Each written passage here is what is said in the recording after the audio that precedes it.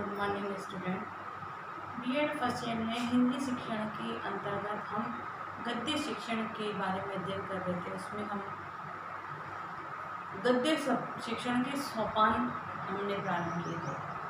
गद्य शिक्षण के सोपान के अंतर्गत हमने कल की कक्षा में प्रस्तावना और आदर्श वाचन, अनुकरण वाचन तक हमने किया था बोध प्रश्न। आज का हमारा है काठिन्य निवारण। अगला स्टेप हमारा आता है काठिन्य निवारण। गद्य शिक्षण में काठिन्य निवारण जो है गद्य शिक्षण का मूल स्तंभ कहा है, या हम ये कहें कि गद्य शिक्षण की जान या गद्य शिक्षण का महत्वपूर्ण पक्ष जो है काठिन्य निवारण को माना गया कि गद्य शिक्षण में काठिन्य निवारण के द्वारा ये माना जाता है कि काठिन्य निवारण करते हुए एक शिक्षक निरंतर बालक के भाषागत ज्ञान को, व्याकरण सम्मत ज्ञान को, शब्दकोश के ज्ञान को, व्याकरण के समस्त विधियों पक्षों के ज्ञान को कराने का प्रयत्न करता है।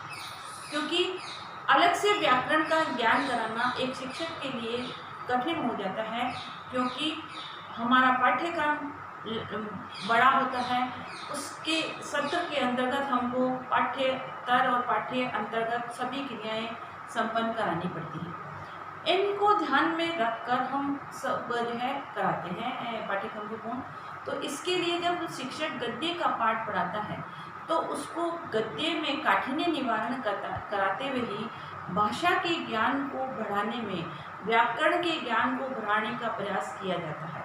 और इसी के द्वारा जो है ये माना गया है कि गद्य काठिन्य निवारण की जो है कई विधियां हैं, और उन विधियों से यदि हम काठिन्य निवारण गद्य के पाठ में करने का प्रयास करते हैं तो हमको जो है जो गहन अध्ययन इस पाठ का उद्देश्य है, या उस पाठ के माध्यम से जो हम बच्चों को संदेश देना चाहते हैं या जिस उद्देश्य की पूर्ति करना चाहते हैं, उस उद्देश्य की पूर्ति तभी हम कर सकते हैं। तो काठिन्य निवारण की वीडियो में मैंने जब आपको पाठ योजना का प्रेजेंटेशन करके डेमो करके दिया था, तब भी कक्षा के अंतर्गत मैंने आपको बताया था कि गद्य शिक्षण के अंतर्गत काठिन्य निवारण किस लिए कैसे किया जाता है। परंतु ये आज का जो आपका क्लास है, इसका जो वीडियो है वो आपके लिए बहुत महत्वपूर्ण है। जब आप फील्ड में बच्चों को पढ़ाएंगे, स्कूलों में पढ़ाने जाएंगे, तब आपको ये पहलू, ये ज्ञान बहुत काम में आएगा। तो काठिन्य निवारण की वीडियो में पहली विधि है प्रत्यक्ष दर्शन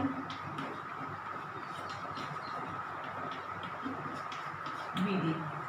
प्रत्यक्ष दर्शन विधि में यह है कि बालक को उस वस्तु, जो शब्दार्थ है, जो शब्द है, उसका अर्थ निकलवाना है, तो बच्चे को हमको उसका दर्शन करना। फॉर एग्जाम्पल, छोटे बच्चों को इसको जब बालक को इसका ज्ञान नहीं है और इसके बारे में हमको बताना है, तो हम बताएंगे कि ये मेरे हाथ में क्या है, कि ये बच्चों को समझ आए। तो फिर हम उसको लिख के बताएंगे, और ये लिखने के काम आता है, और इसको हम चौक कहते हैं।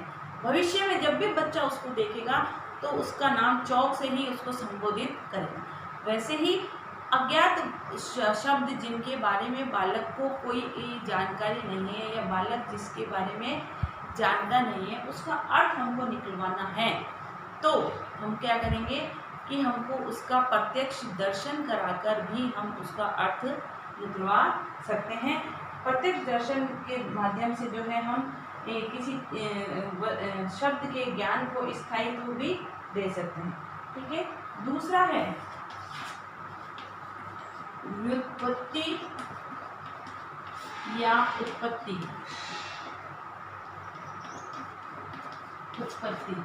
व्युत्पत्ति या उत्पत्ति के आधार पर, तो शब्द की उत्पत्ति कैसे हुई? शब्द आपने जब हमने पढ़ा था कि शब्दों का रूप के आधार पर तत्सम, तद्भव, देशी, विदेशी, अरबी, फारसी, अपने जो तो वो क्या है? उत्पत्ति के आधार कि शब्द का निर्माण किस आधार पर और कैसे हुआ है। तो उसके को आधार मान के जो है हम उसका उत्पत्ति के प्रक्रिया बताएंगे कि जैसे ये रेलगाड़ी है, रेल और गाड़ी ये दो शब्दों से मिलकर बना है, ठीक है ना, रेलगाड़ी। तो रेलगाड़ी शब्द, ये रेल शब्द क्या है, गाड़ी क्या है, और दोनों का अर्थ मिलाएंगे तो क्या होगा, रेलगाड़ी का अर्थ। तो उत्पत्ति के आधार पर शब्दों का अर्थ निकलवाने का इसमें हमको प्रयास किया जाना चाहिए। तीसरा है वाक्य प्रयोग। कभी कभी हम शब्दों के अर्थ वाक्य के आधार पर उसके अर्थ का निर्माण करते हैं, वाक्य के आधार पर हम उसका अर्थ निकालते हैं। तो किसी शब्द को वाक्य में प्रयोग करके जब हम उसका अर्थ निकलवाने का प्रयास करते हैं तो बालक को वो समझ आता है, क्योंकि वो भाव के अनुसार उसका अर्थ लगाने का कोशिश करता है। तो कभी वाक्य में जब हम भाव के अनुसार अर्थ निकालते हैं तो उसके आधार पर उसके अर्थ में परिवर्तन अलग दिखाई देता है, ठीक है। तो वाक्य के में प्रयोग करके वाक्य बनाकर हम उसका अर्थ निकालते हैं। जैसे कि महादेवी वर्मा एक श्रेष्ठ कवयित्री हैं, तो अब उनको ये पता चल जाएगा कि महादेवी वर्मा एक महिला है। तो महिला होती है तो उसके साथ कवयित्री लगता है, कवयित्री शब्द आता है, कवि शब्द नहीं आता है। तो मेल और फीमेल का उनको पता चल जाएगा, और भविष्य में वो भी जब कोई महिला कवयित्री के बारे में बात करेंगे, महिलाओं की कविता के बारे में, तो कवयित्री शब्द का प्रयोग करेंगे। और फिर उस कवयित्री शब्द कैसे लिखा जाता है, तो क्योंकि कवयित्री जब हम जैसा बोलते हैं वैसा ही लिखते हैं, यदि हमने गलत बोला तो गलत ही हम लिखेंगे। तो वाक्य में प्रयोग करके हम उसका अर्थ निकलवा सकते हैं। चौथा है शब्द खंड करके। चौथा है शब्द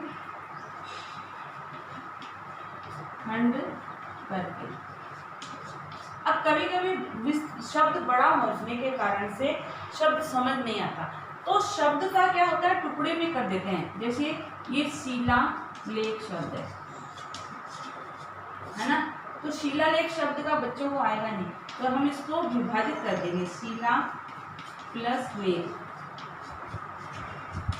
तो शिलालेख, तो शिला मतलब होता है पत्थर, लेख मतलब लिखना। तो पत्थर पर जो लिखा गया है वो उसका अर्थ हुआ शिलालेख। इस प्रकार जो है हम बालकों को शब्दों को खंडों में विभाजित करके, उनको छोटे छोटे टुकड़ों में विभाजित करके भी उसके अर्थ को निकलवा सकते हैं। तभी बालक उसके अर्थ को अच्छी तरह से जान पाएगा, अन्यथा वो उसका अर्थ नहीं बता पाएगा।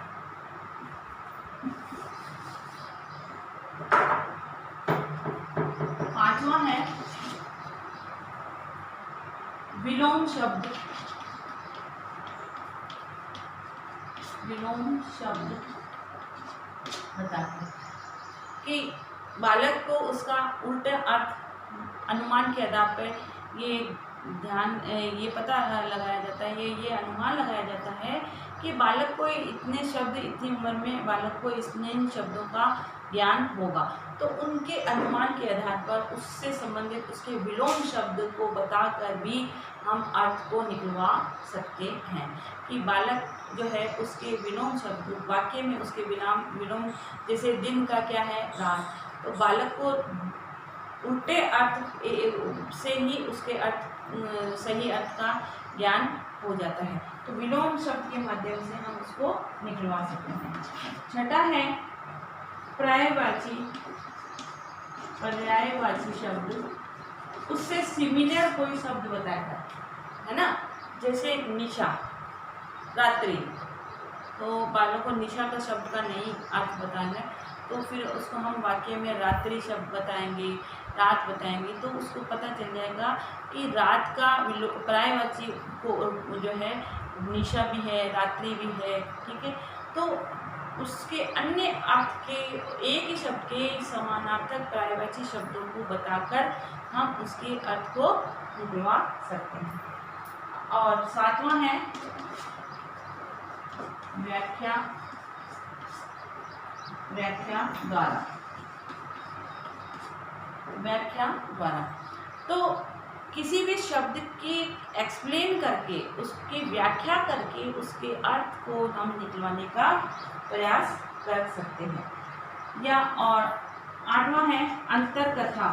कोई अंतर कथा बताकर, उससे संबंधित कोई अंतर कथा सुनाकर भी हम उसका अर्थ निकलवा सकते हैं। इस प्रकार से जो है काठिन्य निवारण में, गद्य शिक्षण में काठिन्य निवारण में हम यदि इन सब प्रविधियों को, इन विधियों को अपनाकर शब्दार्थ कराने का प्रयास करते हैं तो ये निश्चित है कि धीरे धीरे बालक का शब्द ज्ञान समृद्ध होता जाएगा, व्याकरण का ज्ञान समृद्ध होता जाएगा और वो निश्चित रूप से सभी अर्थों के अर्थ को, उस पाठ के शब्दों के अर्थ को जानकर भावाभिव्यक्ति में या विश्लेषण करने में और व्याख्या करने में उस जो है सक्षम हो जाएगा। उसकी व्याख्या भी उतनी ही प्रभावी होगी। गृह कार्य लिखिए। गृह कार्य है काठिन्य गद्य शिक्षण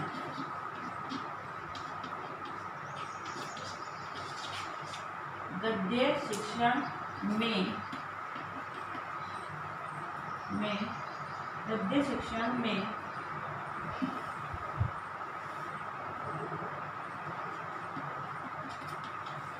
काठिन्य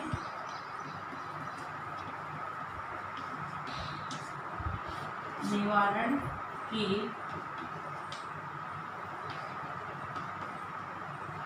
विधियां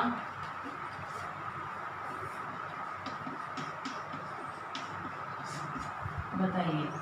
साथ ही घर में रहिए, सुरक्षित रहिए। जब भी घर से बाहर निकले मास्क लगाकर निकले। Okay, thank you.